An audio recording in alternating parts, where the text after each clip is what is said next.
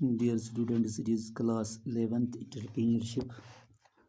Today let us know that how we can dissolve a firm. What is dissolution of a firm and how we can dissolve a firm.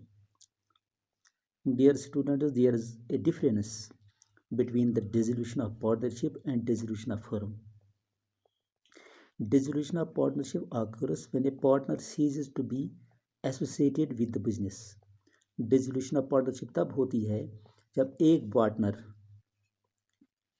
किसी भी partnership का जब वो रुक जाता है एक फर्म के साथ, एक बिजनेस के साथ काम करना, यानी वो मज़ीद किसी बिजनेस यूनिट के साथ एज ए पार्टनर काम करना बंद कर दे। जबकि डिसोल्यूशन ऑफ फर्म जो है ये है कि जब एक बिजनेस को वाइंड अप किया जाता है। And dissolution of a firm is the winding up the business. दूसरे लफ्ज़ों में हम ये कह सकते हैं कि डिसोल्यूशन ऑफ पार्टनरशिप जो है फर्म की जो बिजनेस जो है ये ख़त्म नहीं हो जाती है, क्योंकि ये जो हैं बाकी लोग जो हैं इस बिज़नेस को चला सकते हैं, वो नया अरेंजमेंट कर सकते हैं, वो नए किसी पार्टनर को एंजॉय कर सकते हैं या खुद ही वो चला सकते हैं।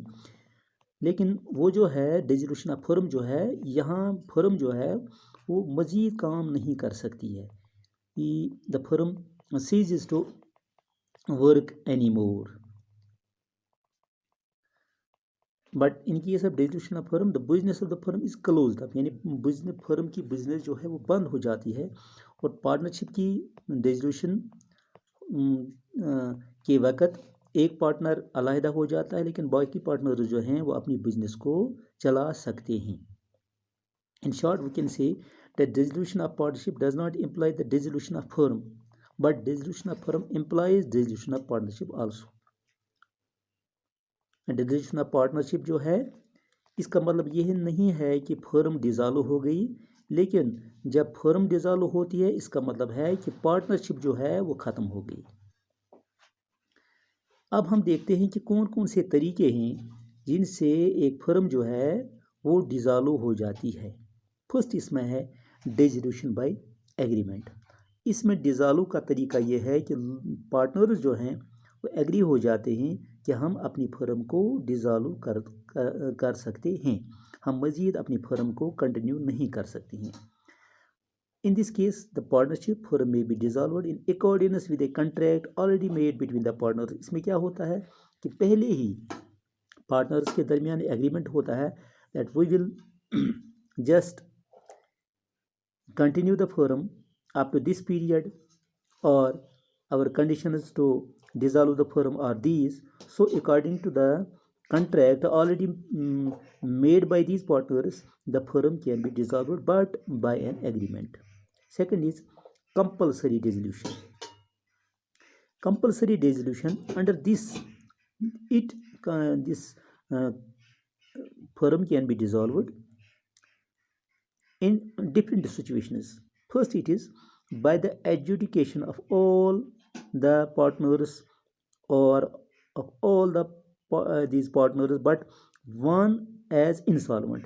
यानी कब ये होता है जब तमाम पार्टनर्स जो हैं वो चाहते हैं कि फर्म को डिसॉल्व करें, क्योंकि एक पार्टनर उनमें से इंसॉल्वेंट हो जाता है, उसकी एसेट्स जो हैं वो कम होती हैं और उसकी लायबिलिटी ज़्यादा होती हैं, तो कंपलसरी रेजोल्यूशन के तहत वो अपनी फर्म को डिसॉल्व करते हैं। या by the happening of any such event that makes the business unlawful, या कोई ऐसा वाक़ा हो जाता है कि बिजनेस को डिक्लेयर किया जाता है by the government that the firm is not lawful, it's not enforceable by law, it is not a legal business that is continued by the firm. So in that very case what happens, it becomes compulsory dissolution, because so they have to dissolve the firm in any way.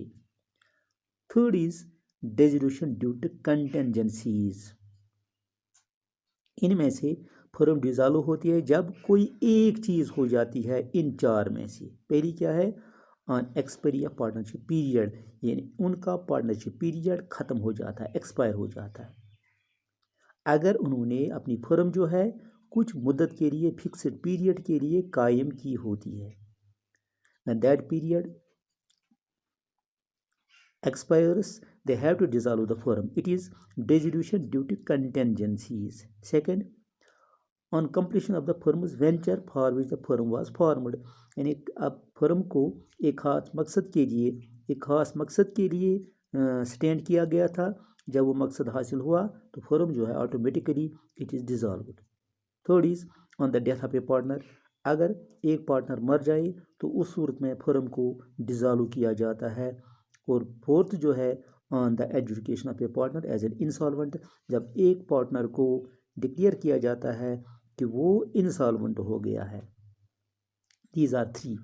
First was dissolution by agreement. Second was compulsory dissolution. Third was dissolution due to contingencies. And fourth is dissolution by court. Dissolution by court जो है ये इसमें 7 situations ऐसी आती हैं, 7 situations जिनके तहत court order के तहत एक कंपनी को डिज़ॉल्व किया जाता है.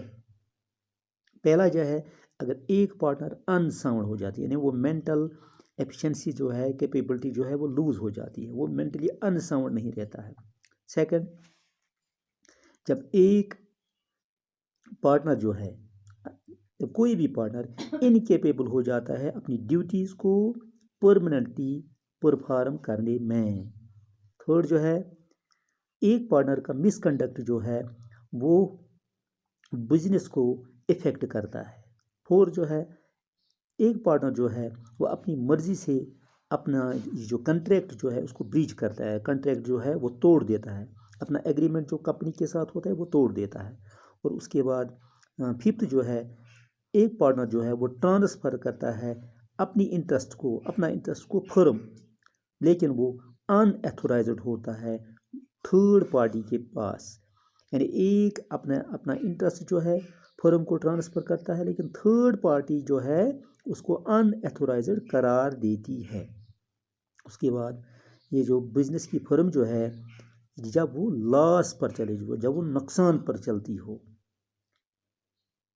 और लास्ट जो है it is just and equitable on the base of any other reason ground and the firm should be dissolved. कोई भी रीज़न हो सकता है जिसके तहत एक फर्म को डिज़ॉल्व किया जाता है. So these are the 4 situations under which a firm can be dissolved. So I think this is enough for today.